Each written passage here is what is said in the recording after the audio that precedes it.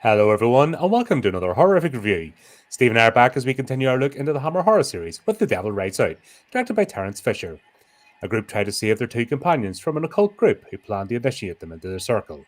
This movie was made on a budget of £285,000 and brought in £276,459 at the box office. Oh, bloody hell. Whoa, that was this is known for not being a box office success. That's strange, that, because it's one of their better ones, isn't it? Yeah, who knows? It's this is easily one of my most memorable and favorite Hammer movies, but for some reason, I always thought it was Peter Cushing in it, not Christopher Lee, because he's playing like a Peter Cushing type role. Yeah, well, Christopher Lee actually plays a good guy in this one. Yeah, which is very unusual. He doesn't play many good guys, does he? No, he very rarely plays the protagonist. Yeah. Brilliant, isn't it? You know, you actually see a bit of range in him. Yeah, it's strange that unless it made its money after, you know. Well, it's a cult classic, so rentals, TV, subscription. Wicker Man was the same, wasn't it? That flopped when it came out, and then the cult classic status was brought it up, and then Well, it's like today. Enjoyed it. The general movie-going audience don't want anything challenging because this was banned. Like, this was made actually in 1965 or something, or 66, and it wasn't released till 68. Yeah. Because we were all worried about the cult, the Satanists are going to come for your babies, blah, blah. Probably had people standing outside cinemas like they did with Psycho or something. Yeah, you know, it was that sort of thing. So it didn't get released for 2 years, but for some reason, that didn't add to its allure. Maybe people are afraid to go to see it. Because when I watched it at the BBC, BBFC, that nobody understood. It was X-rated. So, and the thing is, this is one of their milder ones, you know, as in terms of violence or gore or anything. There's none of that. It's all psychological, you know, it's supernatural, you know, sort of demonic horror, but it's all psychological. Because you don't actually, like the kid at the end, you know, he just holds the knife above her. That's it. You don't actually see any blood spurt. Yeah. I would have killed the kid as well. Kid was But we're back to proper Hammer horror movie, music, proper intro, and Terence Fisher. Yeah. And Christopher Lee, one of the dream team. So, well, not only Christopher Lee, because Charles Gray is quite a renowned actor. Oh yeah. He did it in the 70s and 80s. He did a lot of like detective type series, crime, and he was. It looks like he was one of those actors that was always in work, a bit like our friend Michael Ripper. Yeah, Michael Ripper. But Charles Gray was also in 2 Bond films. The Spy Who Loved Me, I think it was, and You Only Live Twice. And he was in Lawrence of Arabia. Oh God, that's right. Remember, he's actually the one who delivered the line, "You only live twice, Mr. Bond." Yeah. So he was in Lawrence of Arabia. Loads of things. So quite a well-renowned actor. And he's the sort of actor that you see, and you think, oh yeah. If you've got Christopher Lee playing the protagonist, then you need someone of equal or better caliber. Not that that's that's a difficult thing to say, Christopher Lee. But I mean, you need someone of equal standing to be the antagonist. Strong, to try and nick the role. It's clever. And of course, the other ones you got in it, other well-known actors. You've got Patrick Moore.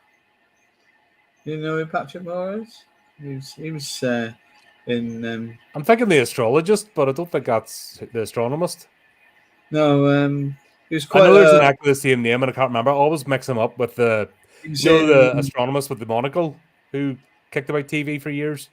Yeah, he was in a couple of the soaps. He was in Minder, Tales of the Unexpected.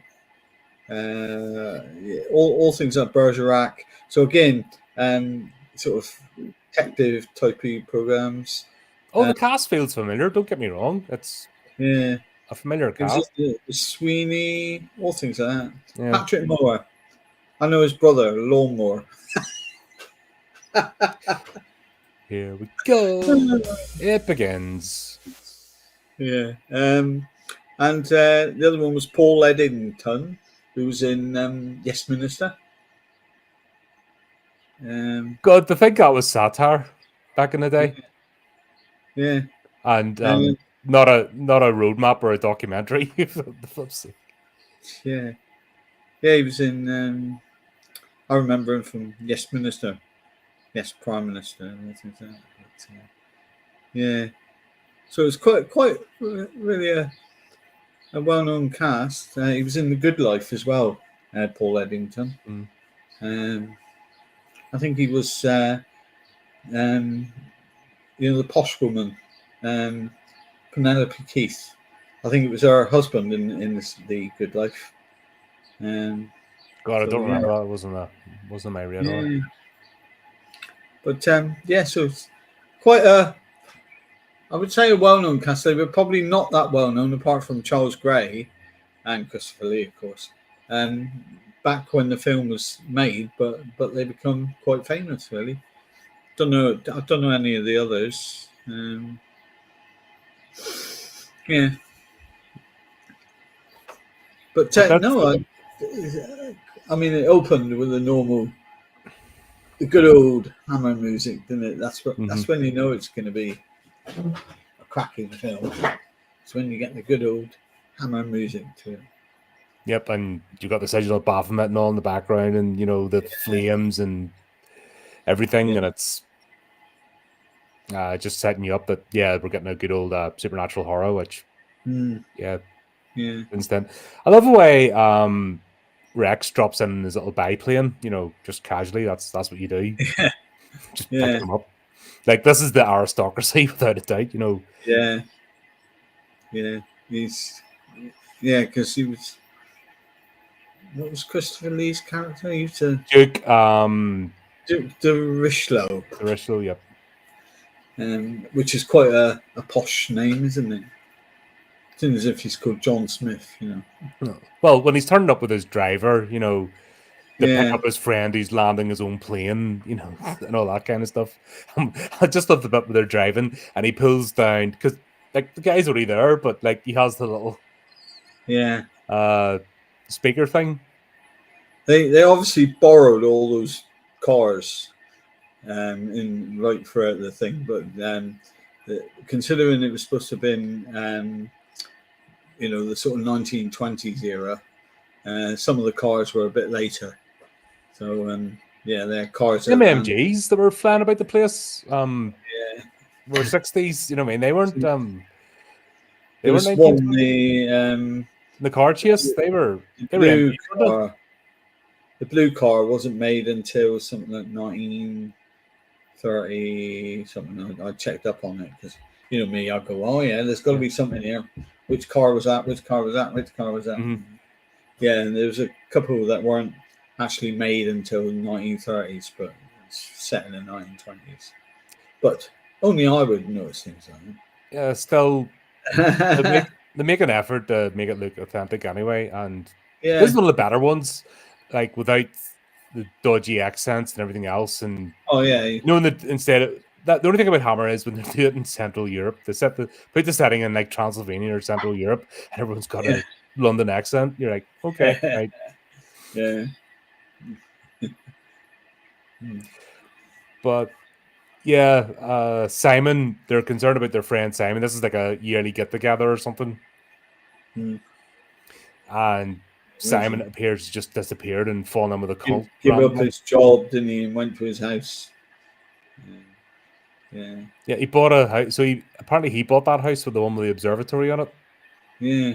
And so they thought they'd just rock up and say hello. Here's the thing about the era. First of all, the dress, as always. Everyone is immaculate. Yeah. Like the costumes, just of the clothing of the area is so sharp. Yeah, and everyone dresses in suits all the time, then, man. Yeah, it doesn't matter what they're doing. Yeah. And always pristine and You immaculate. don't get anyone in shorts and t-shirt like me. The one, what was I going to say? I forgot. That's me train of thought gone then. Oh, I forgot what I was going to say. It'll come back. That's old age. Yeah, I know about that. Huh? Let's break it down now. Yeah, I love even the knock the door, like the rituals have to be performed. The doorman takes the hat and the cape, but it has to be, even though it's just set down there. There's no the count doesn't go to set it down himself. There's all these formalities and things that take place. There's no just no, not here, closing the door. That's not the way society works. One thing that did confuse me was at the beginning of the film, they were worried that there was more than 13 people in their little get together. But then at the end of the film, when they went to save the little girl, that would have made 16 people in the room and nothing was said. Well, they're actively trying to thwart the ritual then at that point. Yeah. And the little girl was going to be the 13th member. First time special effects were good as well. They were simple. They weren't trying to do anything spectacular. But did you see the spider? They've done the shots of a real spider about that big. Yeah. And then suddenly outside the circle, the spider was that big. And then it went back to the little spider. And yeah, because you could just see it, the amount of chalk or the salt circle. Yeah. You could just see it like on the edge. Yeah, and then suddenly it goes to that big. But today it'd just be a CGI spider. Yeah. And you would know straight away. At least then they're making an effort. And it would probably be running because the CGI always runs at stupid bloody pace, doesn't it? Like it's because they don't have to put detail in them. Yeah. If it moves quickly, they don't have to put detail in. If it moves slowly, then you need to go to the detailing. I've always said the worst trope of CGI has been spinny backflipping around the wall. Yeah. Like they get a demon and it flips around and does a rotating thing around the wall. They've done it loads of times, and it's. I know you don't like Star Wars, but did you? But you're just going to keep bringing up you, Chris. No. Fucker. Did you ever see this to me all the time. Yoda in episode 5, I think. flippy, spinny. Oh, yeah, God, terrible. Because, one of the critics described it as Yoda on cocaine. Yeah. But I was already out. Like I was already out before any of the new stuff came out. Like the prequels really. It was the arrogance. I think I saw the arrogance at the time, and that was me out. I've been out for a long time before any of this current shit come on. But I just love the way they can't let it go. No, but that's can't let it go. It's like fucking just move on. That's the idea about CGI, though. You either get good CGI or bad, and a lot of it is bad. CGI only works when it's enhancing practical effects. Yeah. And horror movies, some recent horror movies are starting to understand that it's only used as a layer. You need the practical effect, you need the physical model, you need the mask. Yeah. And then the CGI is just to enhance it a bit. This whole idea of digital models, and it was just the mainstream. Basically, they don't want to pay actors, they don't want to pay for sets. They just want a big green screen and people to stand behind blankly. And look what you're getting. It's this whole thing of art being a commodity. Yeah. I'll always make the analogy of the restaurateur versus the fast food chain. Yeah. The fast food chain, it's the same burgers, fries, and drink. They just change the box color. And it doesn't matter. You have one somewhere, you have it everywhere. It's no different. Same as the sandwich places. You have one sandwich one place, one the other. Now, people mentally associate loyalty to a brand or something, but really, there's no difference. Mm. That's just people filling in the blanks themselves because they need to believe in something. Yeah. But it's the same crap. And this is the same attitude towards films, is just churn it out, minimum effort, and the plebs will just turn up. Yeah. Yeah. Sure, look at that one out at the moment. I have no interest in it, the new Jurassic Park one. We went to see that. Okay. It's the special effects are good. Cole Are was they saying on par with the original 1993 Steven Spielberg one? no, not a chance. But There's my point. and the stupid thing about it is, it's the storyline.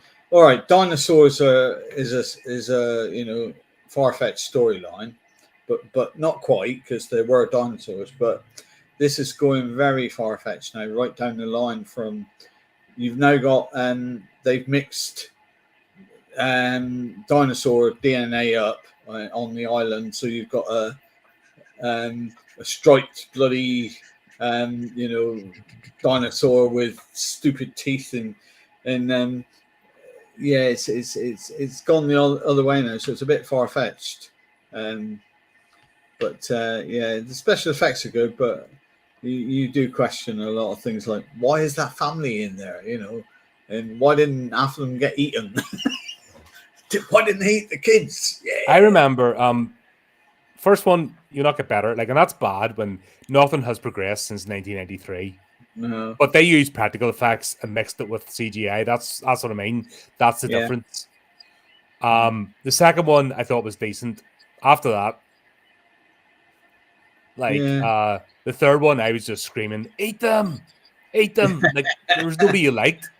That silly bitch with the megaphone and stuff. You're like, are you all deliberately stupid? Like that's what I mean. When you're on the side of the dinosaurs, that like you've lost the point of your movie. Yeah.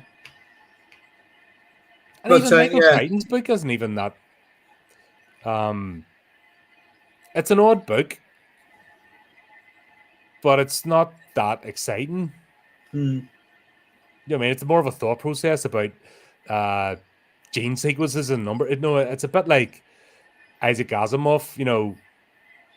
If you're into his sort of naval, or not so much Isaac Asimov, James Herbert. Yeah. You have to be into James Herbert. Frank Herbert Jr. Flip sake, not James Herbert. James Herbert's cool. Frank Herbert Jr. His books are just, it's all the concept of the ideas, the world building as opposed to the characters and the story. And if you're into that, it's great read. But if you're not and you want a straight line story, or you want to getting bored, you're going to get a headache. Yeah. That's why I view Michael Crichton's book. Not a hard read, but still, it's just out there, Yeah. Yeah, because he also done that one about, what is it called? They went into the jungle. The guy who played It in the first film was in it. Oh, Tim Curry? Yeah, Tim Curry. And it was they went there and got attacked by a load of bloody monkey ape things. Congo? Congo, yeah. Oh, that's a classic. That's yeah. It is a film I enjoy, that one. yeah, that's what I mean. That's one you always remember, and it's decent one. Same as this. Like I said, they're using the effects of the time, but the thing is, it's the storytelling and it's a character acting that carry this all through. You don't rely on the special effects; they're just a storytelling device. Yeah. Like even the scene, and like we know something's up because it's the whole point of the movie.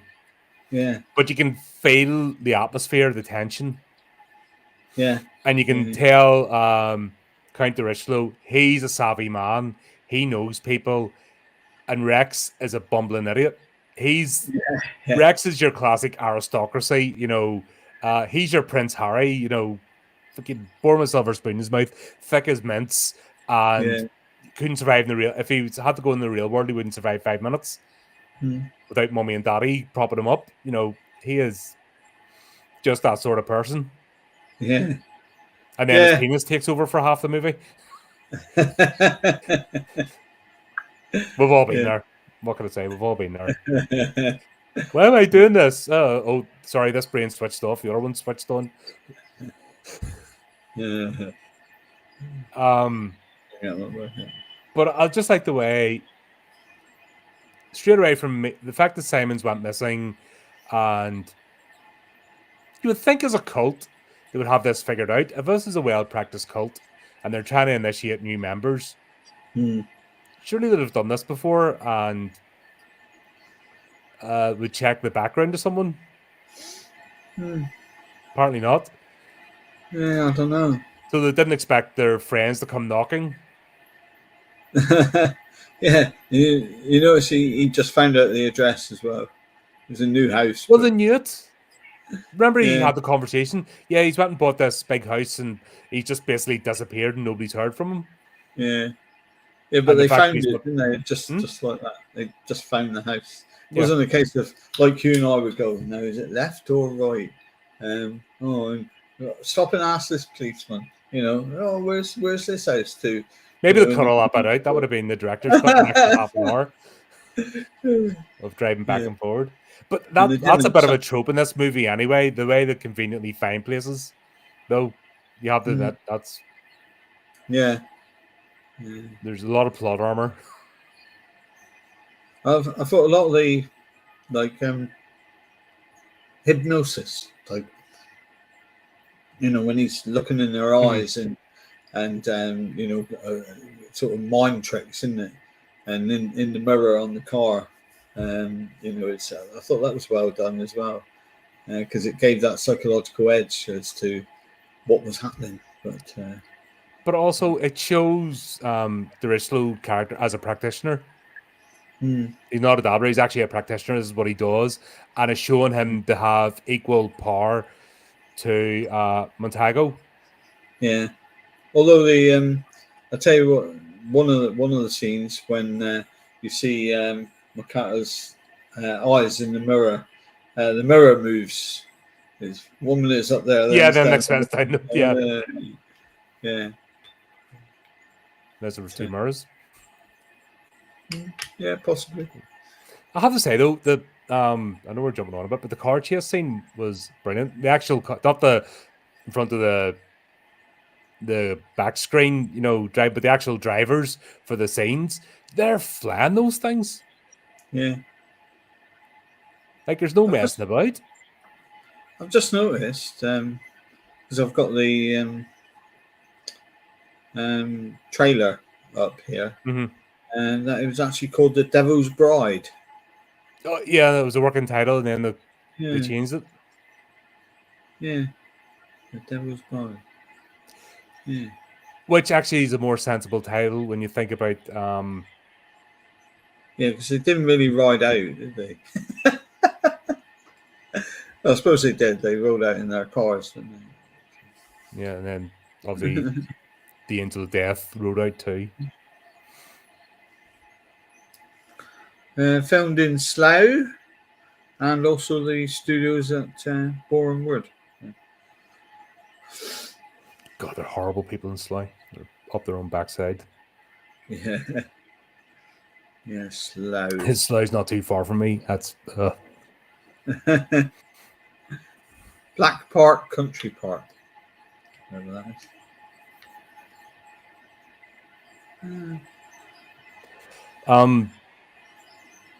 Yeah, I love the way as well, right? They decide that they're not playing nice. Like Christopher Lee is basically acting the way Peter Cushing would have acted in this role. Yeah. I think he's picked up a lot of cues of, okay, if I was going to play one of the characters Peter would normally play, how would I do it? And he's basically aped them for this. Yeah. But if you look at it, really, he had this like little gang, didn't he? That he was, but Peter Cushing took over totally. He was in charge. He was doing, stop. I'm going to say this. I swear in these films that when they have to say mumble jumble type stuff, that they make it up as they go along. Wouldn't surprise me because yeah. although they did use some terminology. The only thing I didn't say was Walpurgis not for the 30th of April. Witch's Night, which is actually what they were. This was all based around. They sort of Yeah. left bits like that out, but I think because of the climate of the time that they deliberately have to do that. Yeah. Because if they use, occult texts or that, they would have got so much trouble because I think they're already accused of swaying people aside and doing this and doing that. So I think it deliberately have to be vague. Yeah. I actually thought my dog was in there at one point because when he stands there trying to bring up the Christopher Lee and he goes, to my left is Michael and to my right he goes, Oreo. But what's my dog doing there? Yeah. Yeah, no, I thought they some of the things were good. How they when he brought back the Angel of Death, wasn't it? And it must have been brilliant camera work.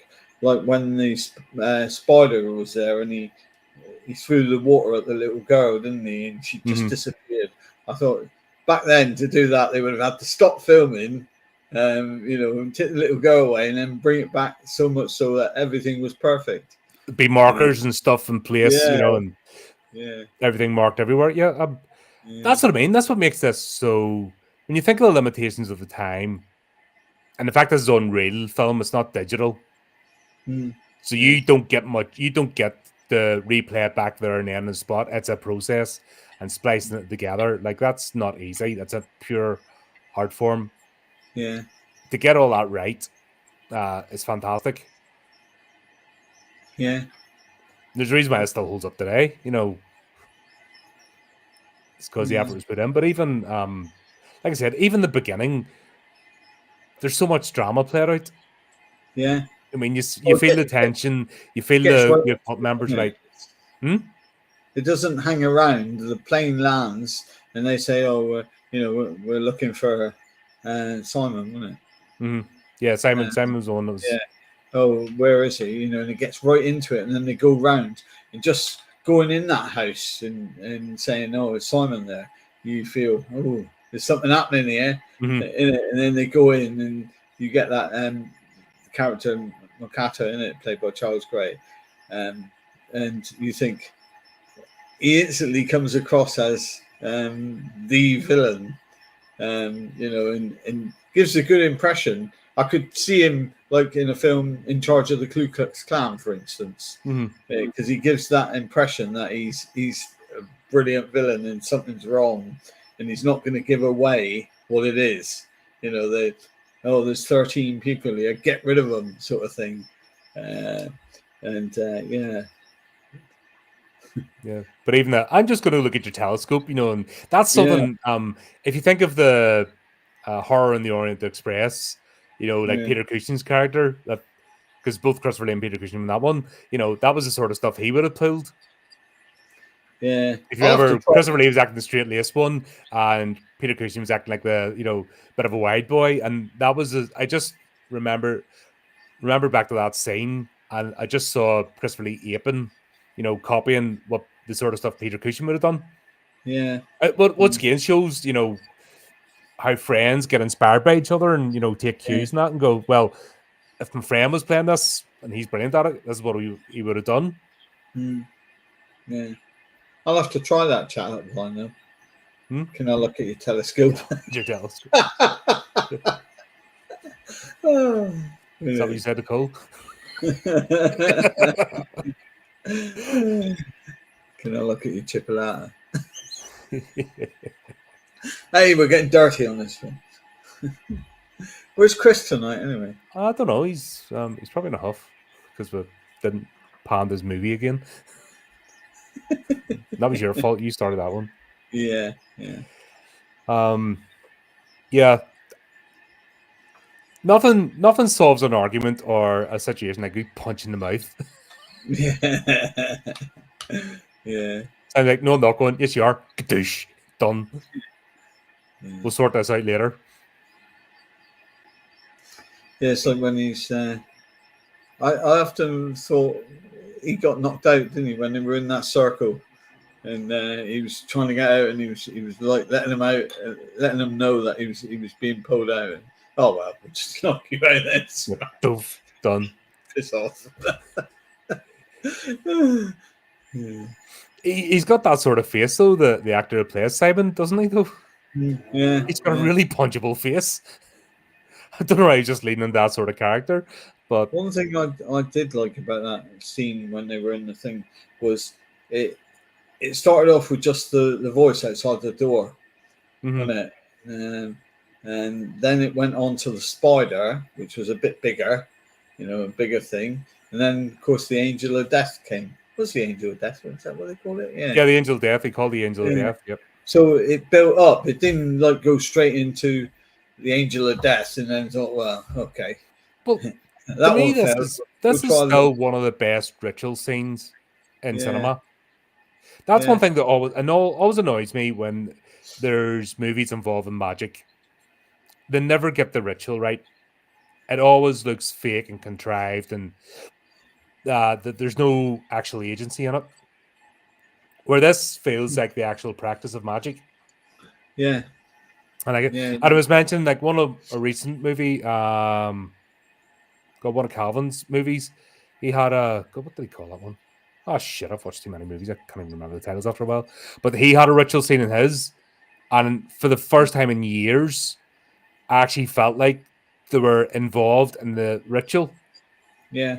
And that's always annoys me about occult movies, that it always feels half-baked. Even The Craft, which is supposed to be, it's one of them now cult classics people always go to, was still weak. Yeah. It still didn't feel like it still felt like a bunch of teenage girls, acting like idiots. Yeah. And not actually committed to the performance of magic, which, you need that emotional charge, you need the sense of urgency, you need the build up, you need the skepticism. So, God, his name is nephew. He came as a skeptic, like Rex was initially, and you need that sort of pulling the minds and who do you tug the strings at, sort of thing. And it was all battle of wills. That's the big thing. And we know Simon's weak-willed because, in fact, he's in a cult in the first place. Yeah. He's not really too sure about joining. Yeah. Yeah, because the look on his face as if to say, am I doing the right thing or not? Somebody please rescue me, but don't. It's like, how did you end up here? Yeah. I saw that, though. I've seen that live when I went to that marketing thing. And they were basically like Baptist preachers. That was the whole setup. They tried to make it like a religious experience. Yeah. And you see it for what it is, but I'm watching people's eyes glaze over in rapture. And I'm sort of like, are we watching the same thing here? It's the same as if you've ever went to church and you meet the true believer. Yeah. And you're like, huh? Really? The good thing about the 13 that were there as well is they were from all different walks of life, which does happen in things like that, doesn't it? You could tell that they weren't only the rich people. You had the token coloured guy in there, didn't you? They were from all. I think they're trying to represent it was like a worldwide thing. It was it was a far-reaching occult from around the world, and spreading its tendrils throughout the land. So what was the significance of 13? Well, it goes back to the execution of the Knights Templar, because that was done on Friday the 13th. When was it Philip or Paul? He didn't want to pay them their money back, so he executed them. King Louis of France, or King Philip, the King of France at the time. Anyway, executed them. So Friday the 13th. From that day, basically 13 has been a significant occult number. It's like 666. It's that sort of thing. Throughout history, certain numbers have significance. Yeah. Yeah, because a lot of the Chinese are very iffy on things like that. They don't like. Well, it's number certain- 7. Yeah, Is the lucky number, isn't it? yeah. It's several. They got several numbers they don't like. Yeah. The Chinese. 7's a big one. It's not 13 actually, believe it or not, in the Yeah, or the Chinese zodiac. They do it yeah, different, but that's all cultures have that. yeah, But this is what I like about horror. It's they'll explore it. Hmm. I mean, horror has always done that. That's what these idiots today are like. Meh, meh, meh, meh. You know, it's like no, horror has always went to the far reaches of the earth, has pulled out bits from every culture because they tell good stories and it makes for a yeah, good fright and a good scare. You know, even back as far as White Zombie. You know, that was I think the first time the Haitians were put on, TV or yeah, movies and featured. Voodoo. It's because of movies like that, because of horror movies that explore things like that nobody else would give a toss. But it's the horror fan is always like to any culture. Tell me your story, please. Is it a good one? Tell me your lore. Tell me your folk stories. I want to hear them. Oh, that's great. There's always been this culture of sharing. Chris is slobbering again. I was busy slobbering over the cover, which, funny enough, that scene isn't actually in the movie. And it's in the trailer, but it's not actually in the movie, so I don't know if they cut it out or not. Yeah, you should Was slobber over my book cover instead, Chris. Stay there. available now Back and all. doors open. I'm cold. All right, I thought you were going to grab it.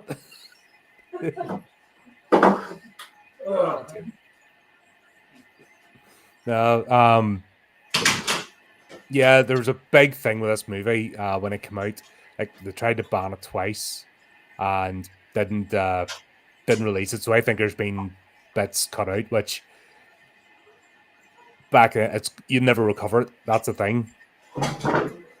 Yeah, which is it might have been the reason why it lost money. Well, yeah. I have too many books to do. I'm broke this month. I've been spending too much money. Yeah, I see you bought 2. Ugh. Told you I would send you one. Oh, a few more than that. Right, there you go, folks. Available now. All good bookstores. Have you read it yet? Fuck off. I'm going through the submissions at the moment. That's taking me. Taking my time going through the submissions. I've got the first 5 acceptances out, and still another 10 stories to go through. Yeah. I got loads of submissions this time, so I'm like, I'm going through them. That's what I'm doing this week, and then sending out the stuff. How many you got? 20 stories. Oh. Yeah. 17 or 18 flipping stories this time. Yeah. There's only room for 10. Yeah. So I'll have to be like super critical. Yeah. You could increase to 12. Mate, it costs money to put these things together. Yeah, it does. And already, the books, nobody's buying, there's people buying them, but not in sufficient quantities. This is going to take about a year at least, even for Volume 1 to make its money back. Yeah. Which it does. That's it. And plus, don't forget, there's another 3 books coming out this year. I'm trying to. Yeah. It's the same with. Anyway, I'm on book number 11, and I can honestly say that, it's probably from sort of book number 9, The Mist on the Mountain, where I started getting that little bit more recognition, Mm-hmm. I understand totally, but that's what I mean. That every one of these things, I'm having to put my own money into. Yes, sales are coming in, and I'm at a point now where it's not as much, it's not 100%. If that makes sense. Yeah. But it's still every time I'm putting one of these out, I still have to finance it. Yeah. So I have to make that hard call of right, what's the right sort of size? And I think Volume 2 is the right size for the books. Yeah. Ideally, I think I would have liked another 2 stories now in Volume 1. Yeah. To bring it up to the same thickness. Yeah. So, 10 or 11 stories. And I really enjoyed Steve's story that Colin narrated on the channel where the guy was crucified. Tense and well written. Thank you, Chris. I love you. First chapter. Yeah. First The chapter. Lord's by the book, Chris. That's why we do it. I did it to coincide with the release as well, so that people get a little bit of a preview and go out and do it. That's why we do these things, to help each other out and get people's voices out. I've still another two to read. I've still another two in the queue, which I have to get around to reading out. Yeah. But it's been too hot. I finally got the normal temperatures now. It's been just too hot and stuffy to do anything. Yeah. The that book there, I had 3 different endings, and I didn't know which one to. And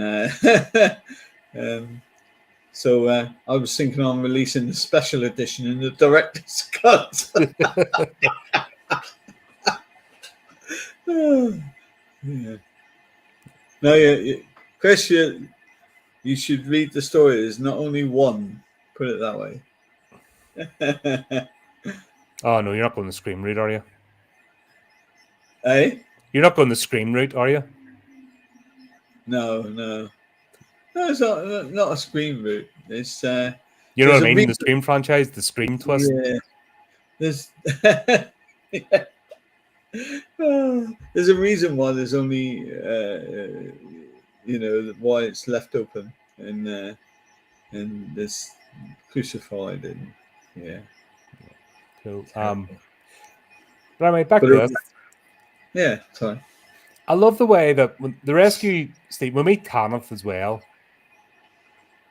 Yeah. And Rex just says that he goes, hubba hubba, I want that. That's him, just completely besotted. End of story. Yeah. His brain switches off and the other brain switches on throughout the rest of the movie. Yeah. I thought the girl dying and how they brought that back was a good storyline, wasn't it? He said, it went back in time and to make it right, which I thought, because I was thinking that when they were doing that, he was making the girl into something else, and I thought he was going to bring her back to life. Mm-hmm. But it didn't happen, and then of course he looks funny at the end, and her body's disappeared, and then Rex is carrying her back for a second time, and she's alive this time. Yeah, I thought it was very good how they done that, because else you would have thought, how the hell are they going to bring her back to life? Well, they'd already primed it anyway, because when he used the that's actually a Japanese ritual. Yeah. Oh god, I'd written it down, haven't I? The Moseido ritual or something, I butchered that anyway, but yeah, he says it the first time. Yeah, if I say it willy-nilly, it'll turn back time and space and do all sorts. So it already primed us to know that it was going to happen. Yeah.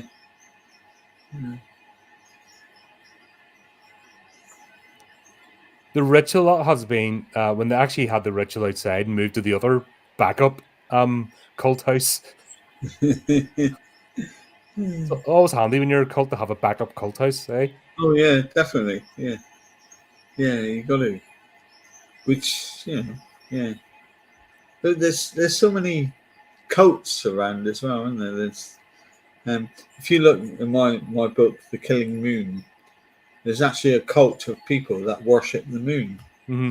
They don't do it in such a way as the book did, where they go around sacrificing bodies to the moon gods, but they worship the moon gods, and on each full moon they'll stand up, a bit like the people in this cult, where they worship the devil, but these worship the moon with the thought that it's going to give them eternal life if they do.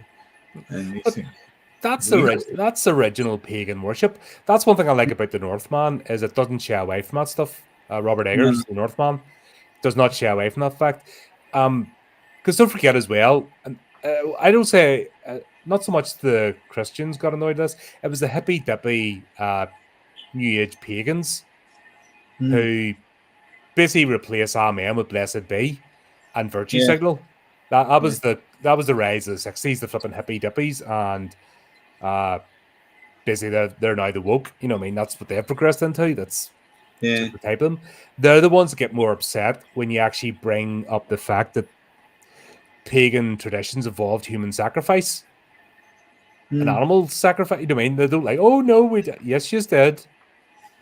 And it was usually enslaved when one tribe rampaged over the other. It was usually their, the other tribe got used for the sacrifices. That was the way it was. But the one to sort of gloss over that. But yeah, this is showing. It's almost a cry against the sort of hippy dippy because they sort of have this orgy in the most awkward, forced like orgy you can imagine. But then again, this has been. I think the BBFC were just waiting for them to put a foot wrong or go, too far. So that especially because they had to banned really it the once, because they banned it the once in 1965. They must have. It took them years to get it out again. They must have been so critical of it. It probably, when it first came out, it wouldn't surprise me if it was an XX movie. And it wouldn't have got the viewership then if it was XX, because I think they were hoping for it to be more of a what did they perhaps an AA, wouldn't it? They could have. They were hoping for probably an A or an AA certification, but it went in as X. Yeah. Oh, sure, that's the censorship in the UK is ridiculous anyway. Like right up until the 90s, everything was heavily censored. Really, they were governing.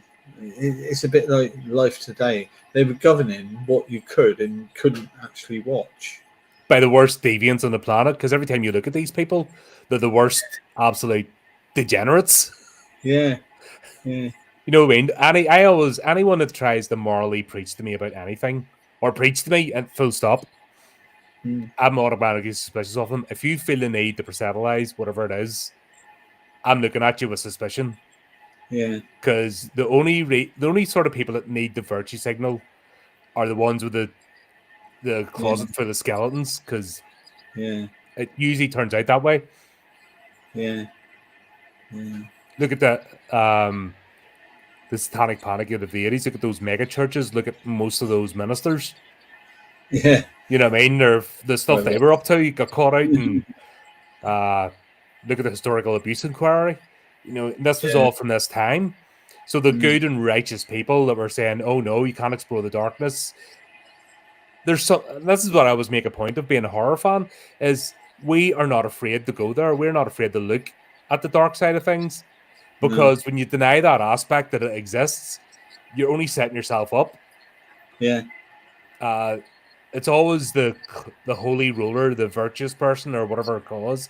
They're the ones that do the worst, unspeakable things, because that you can't be all good or all bad. We're too complex.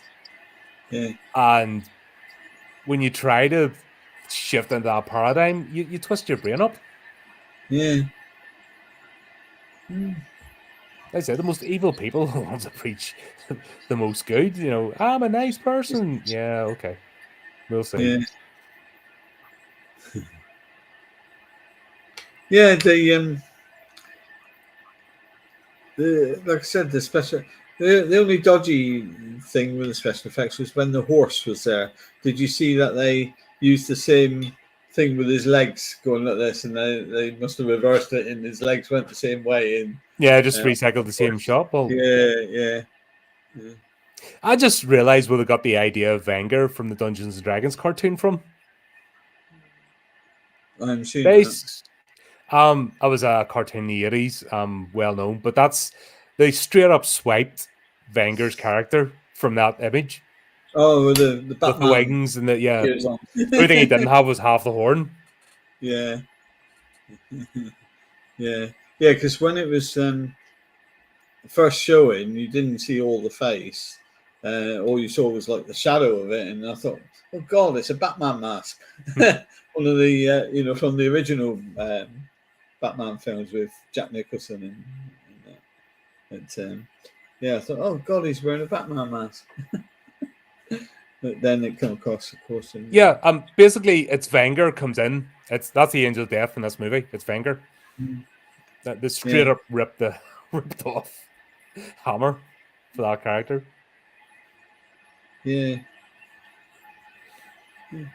But still, once again, it's the character acting that leads us, not the special. The special effects are just a bit of icing on the cake. If the character acting wasn't there, if you didn't feel the intensity of the whole scenario and the ritual and the fact that you could see the battle of wills taking place. And everyone kept their character. It didn't sort of diverse off, and think, oh, okay, I'll be the bad guy for 2 minutes. Oh no, I'm a good guy. And no, it was just the Christopher Lee remained the man in charge, and the man with the knowledge, and then of course Rex stayed as the bumbling idiot, really, didn't he? Yeah.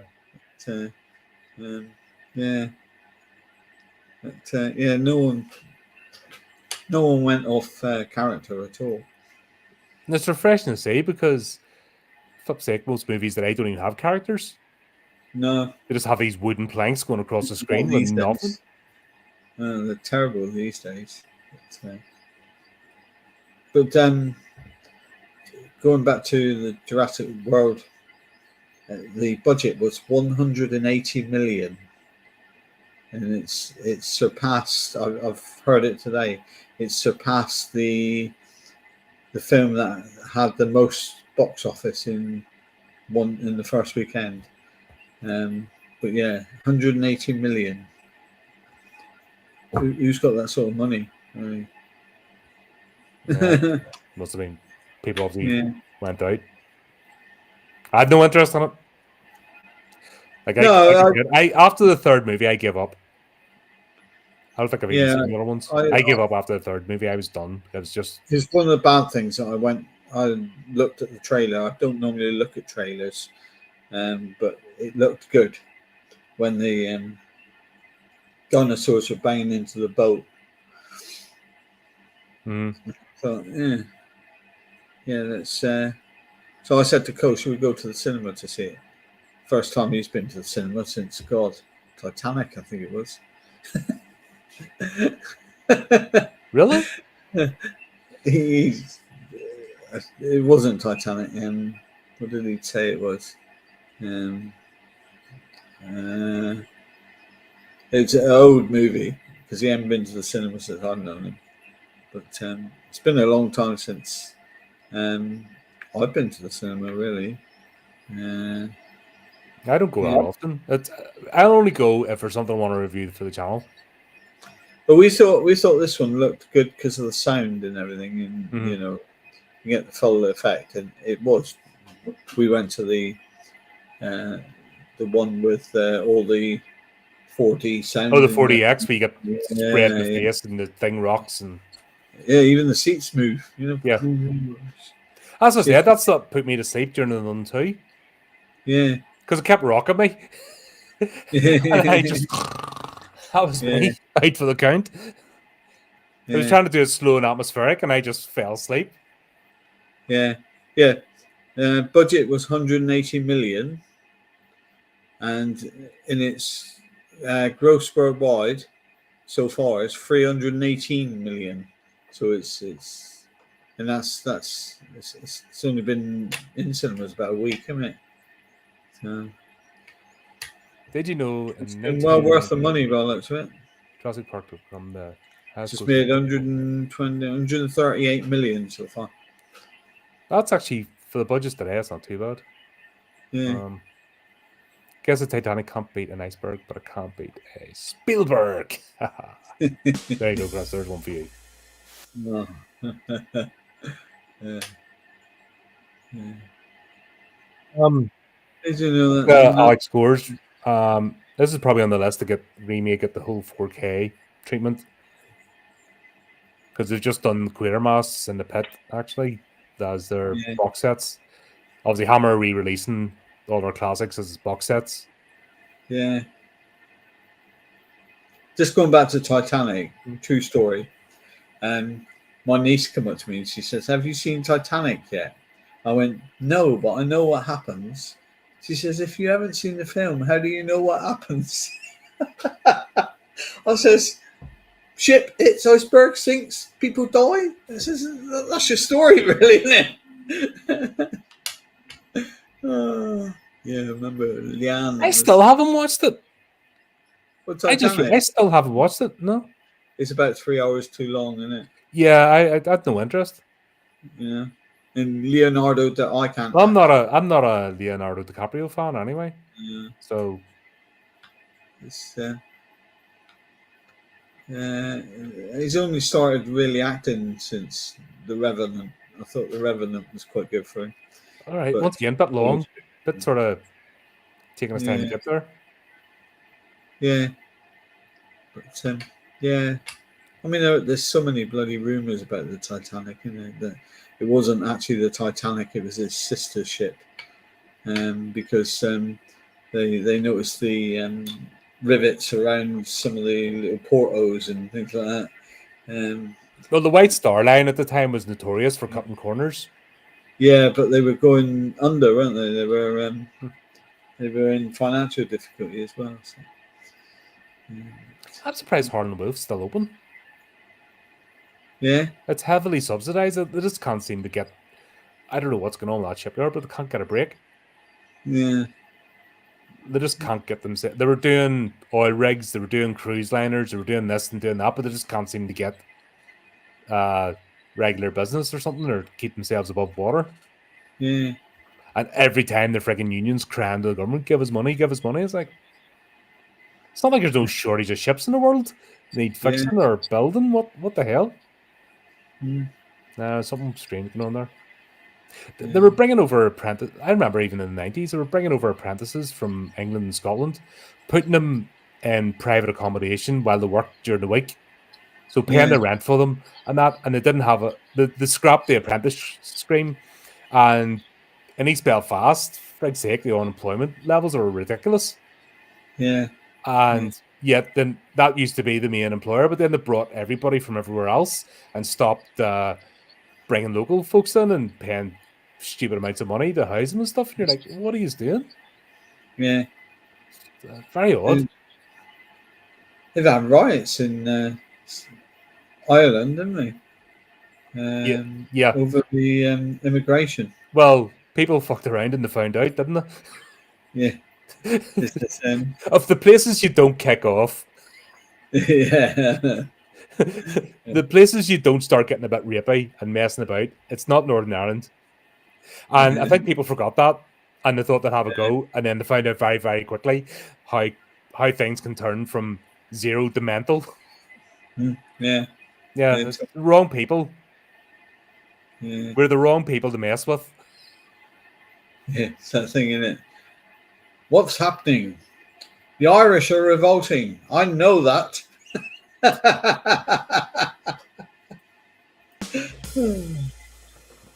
Yeah, we're not even getting that sort of stuff. But it's, yeah. Like, if anywhere you don't mess about, you mind your P's and Q's, it's Northern Ireland. Oh yeah, Northern Ireland. Yeah, I've been to both. Um, I was quite shocked. I was in this hotel in Belfast, and some guy offered to be my friend and take me out for a drink. And he was, no, it's all right. I've got a report to write because it was right opposite a pub called the. What was it called? It was some unusual name for a pub there. But yeah, I so probably know it. I was on the. I'm trying to think of the name of the. It was something political. But I was on the phone to personnel the next day saying, "Get me out of here! Get me to a better hotel!" You know. I'm being like, because this guy was like, I was having my evening meal in the hotel, and this guy sat next to me, and oh, you're not from around here, are you? No, I'm working. Oh, so what sort of work do you do? Um, so I went, I'm an auditor. I says I go into stores. I says and clean them up. Ah, you clean stores up, do you?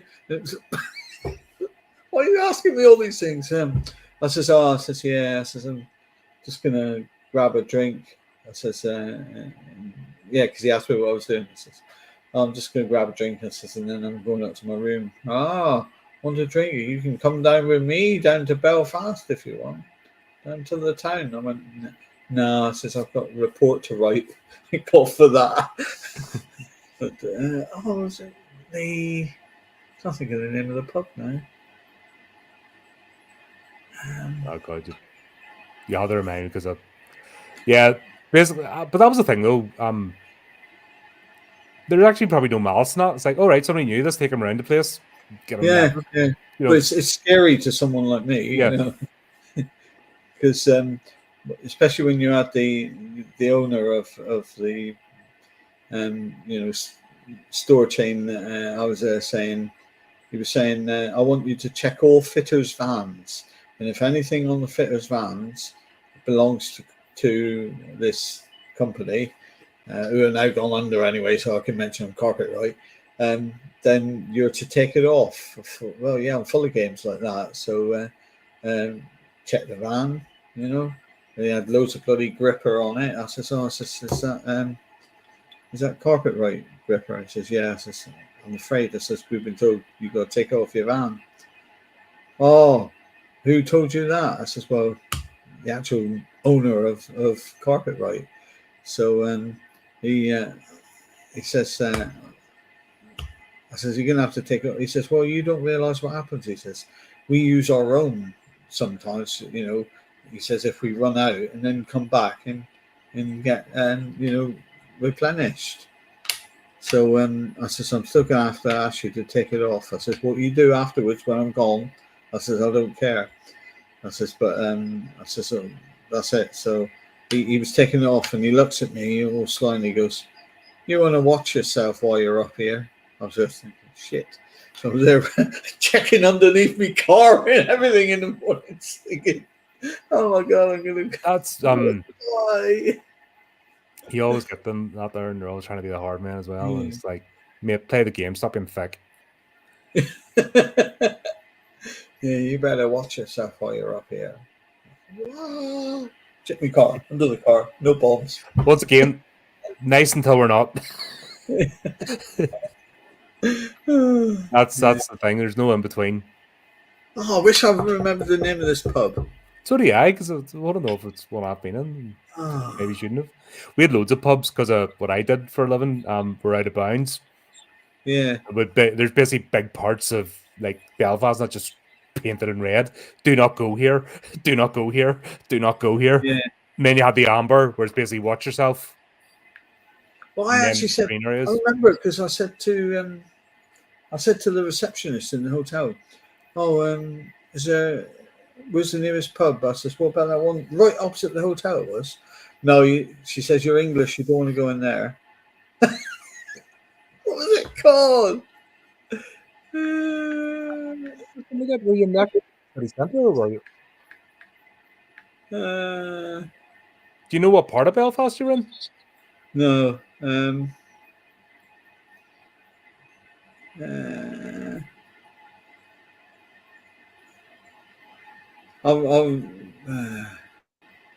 you know the name of the hotel? No. This was years ago. Yeah, this was back in sounds like 2001. You weren't in East Belfast anyway. You were probably somewhere up. You didn't see the cranes, did you? No. So you didn't see the Harlan Wolf. You weren't in East Belfast. You're probably west or north. There was some paintings on the walls. I was always that doesn't narrow it down. Every street corner has a mural on it. Yeah, that would explain. That's when the murals change color. You know, you're in the wrong neighborhood. They're not your colors anymore. It's like, okay. Same as the curbstones. The curbstones change color. You stop. You're in the wrong neighborhood. I'll be waking up in the middle of the night and texting you quick. Colin, this. Yeah. Never mind. Anyway, we're diversifying. Yep. Aren't we? By the way, talking about knowing, it's great the way they know how to get places and they do the research and the write stuff down. There's no Google Maps, and they're able to find these houses. Yeah. But there's only like 2 locations anyway. There's Simon's house with the observatory, and then there's Cult House with the snakes outside. It's a wonder they didn't include that Cornish village again. Let's put that Cornish village in. Yeah, every Hammer film from now on needs to. Oh, the sawmill. That's always a good. That's the European ones. They do the sawmill. Yeah. Yeah. I love the way when they come in and they rescue them, when they actually have the ritual and they have Baphomet appears, and they decide that obviously light from the car will bamboozle them, but there's only 2 of them. Yeah. And there's about 30 cult members. I know it looks like there's more than 13 anyway. It looks like there's about 30. Yeah. But let's go in the premise of 13. There's 13 of them, and there's 2. And they manage to just bat everybody aside.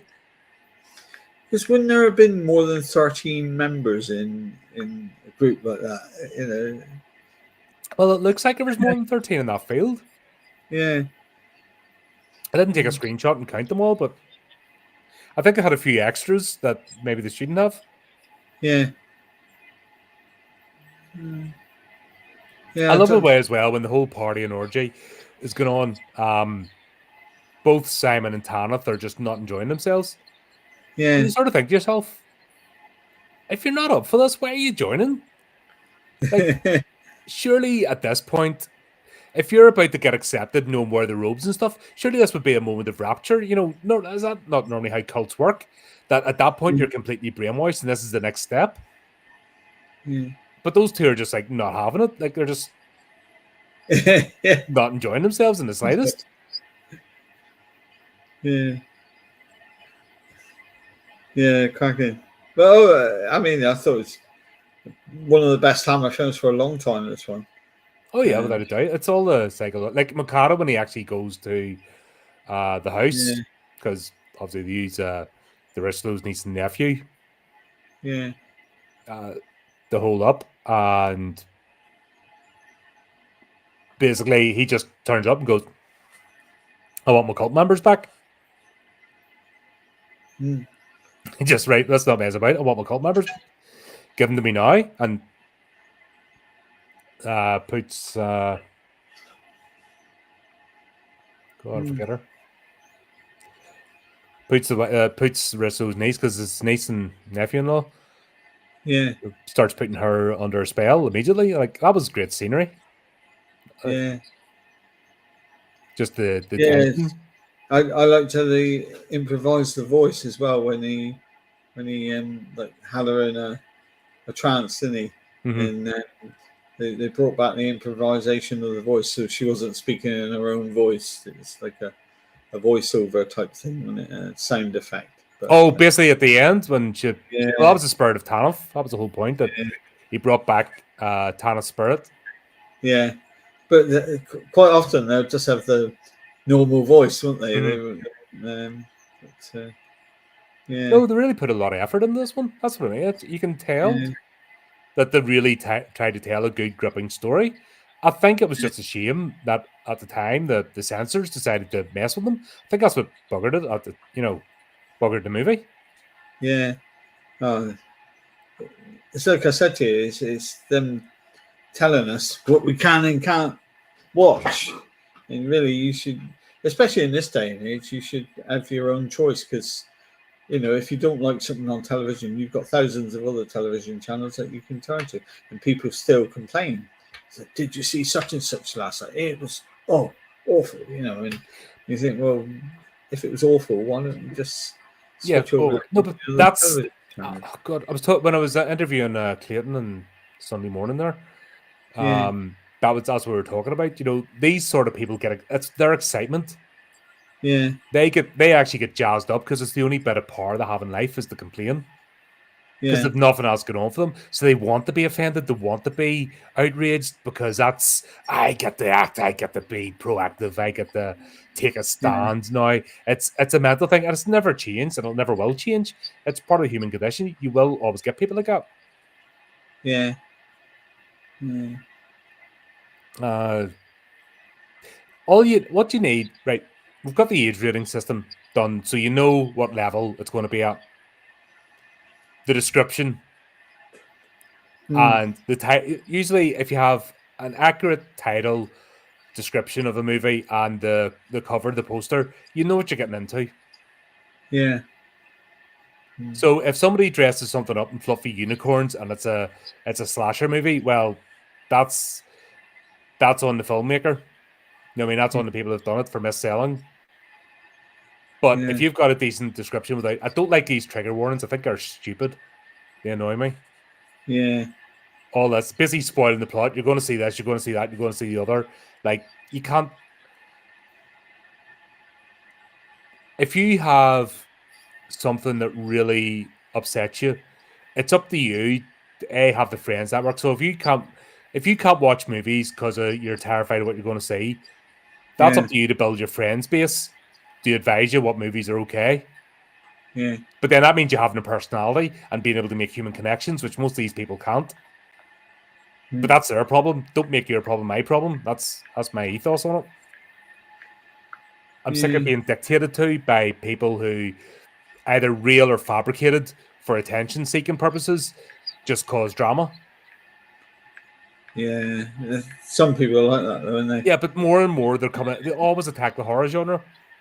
Yeah, If a movie, book, animated feature, whatever, piece of art is labeled as horror, guess what? There's an indication of what you're getting into. yeah. So People if look at it's not your you thing, go away. if you say, what sort of films do you like, and you say horror, they go, oh, I don't like horror. Oh, Yeah, um, but then I now automatically write that person off.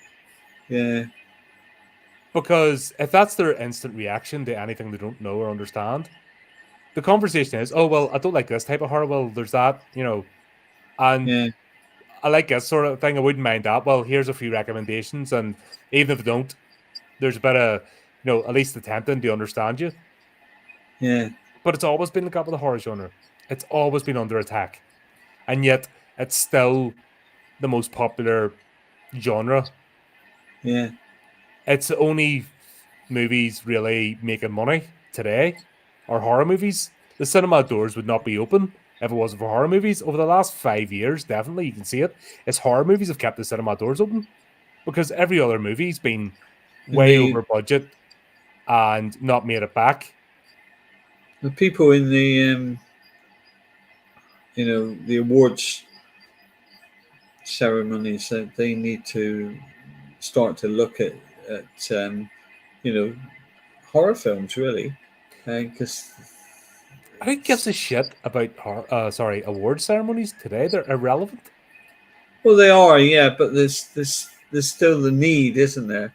Um, you know, I just like when Rick, what's he called, um, done the hosting of the award ceremonies. Ricky Gervais, Oh, and that was the Golden Globes, yeah. he didn't give a damn either. Yeah.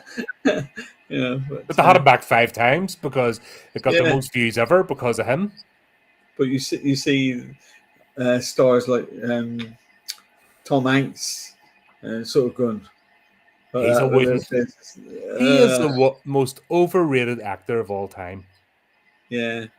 If you ever saw his very first film, it was called Bachelor Party, and I mean, I went to the cinema to see it with my brother-in-law, and it's just he was getting married, and it was him getting through the rigmaroles of him being a down-to-earth lad, with a dirty mind, going out with a posh girl from a posh family, and the father and future father-in-law didn't like him, and done his best to try and get the girl not to marry him.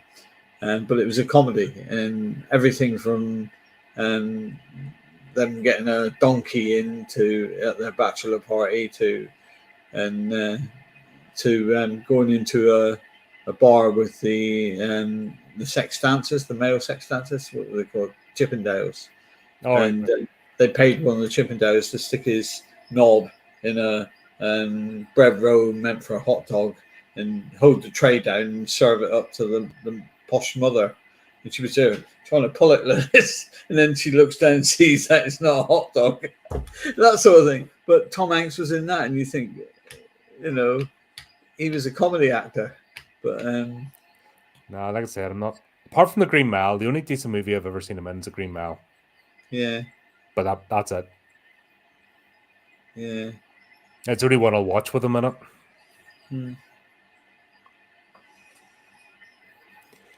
Yeah. This has got me this bloody name of this pub now. That'll be a 3 o'clock in the morning job. Yeah. It was something political. I can't honestly. It sounds like you're in West Belfast or North Belfast. It wasn't far from the airport. Wasn't the Shaftesbury? Yeah. Were you in the Shaftesbury Inn in the Antrim Road? Yeah, wasn't the Shaftesbury. Sounds like you're in the Antrim Road. Sounded like it was a very political name to it. Well, something. I was told to stay away from it. So it was, the Antrim Road's red. That's one of the red areas. You don't go there. Yeah. I can't find it. I'm been searching. No, because probably most pubs are gone or changed. Yeah. God, I remember getting when I used to do the door back in the day, flipping. Remember a couple of IRA blokes got out of jail and said they were going to kick off my bar, and I remember getting my head stoved in that night. It was fun. This bloke was massive because that's all he did: weights and come out and just pick me up by the neck, and I'm sitting trying to while off the ground. Still got them out though. That was the thing. I felt that for a couple of days. Yeah. Oh well. We'll do an update. We'll do a community post when we find out what the name was and give you a history of the bar and why not to go drinking in it. But like I said, this is a good movie. Honestly, yeah, one of Hammer's better ones. I wasn't overconvoluted. No, good cast and good acting. Really excellent acting. Yeah, and not many mistakes. Not at all.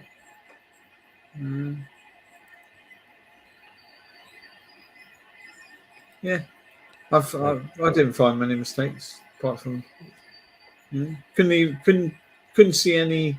There was no bloody boom bars or anything in, no shadows.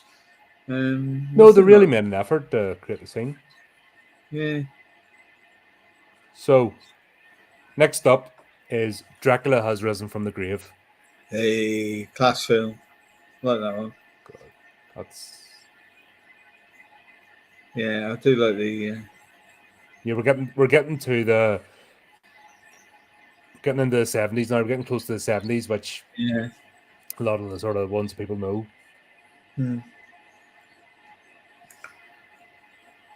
Yeah. Another Christopher Lee one, isn't it? Yeah. Yep. Yeah. I think it's the one where he posing from the ice, I think. Because he goes into the ice and at the end of yeah, it's the one of the priests, I think, posed. I'm sure it is.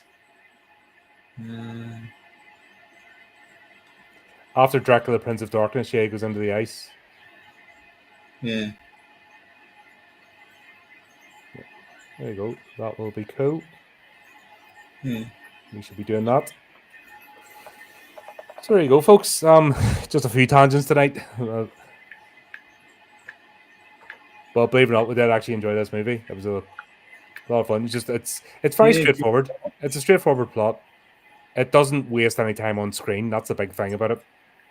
And all the characters make sense. They stay in character throughout, and good or bad, like Rex is an absolute dingbat in this. Yeah. I mean, he's thick as two short planks. Simon's just gullible, hence why he ends up in a cult in the first place. Christopher Lee is just his normal Christopher Lee. So, yeah. I think he gave something to this character. Yeah. I honestly believe he took cues from Peter Cushing. He's looked and went, how would Peter play this? Yeah. And he's taken a few leaves out of his book. Yeah. But there you go. That was cool. Excellent. Yeah. Yep. So we'll be back again. So thanks for everybody for joining in. From the Grave. You'll enjoy that one. Yep. Yeah. We're nearly there. We've only got about 20 odds left to do. We'll get there eventually. Get through all these. Well, next year. It's looking like it. Yeah. But there you go. Until next time, keep updated with the channel, do the typical things, and remember to keep it creepy, keep it horrific.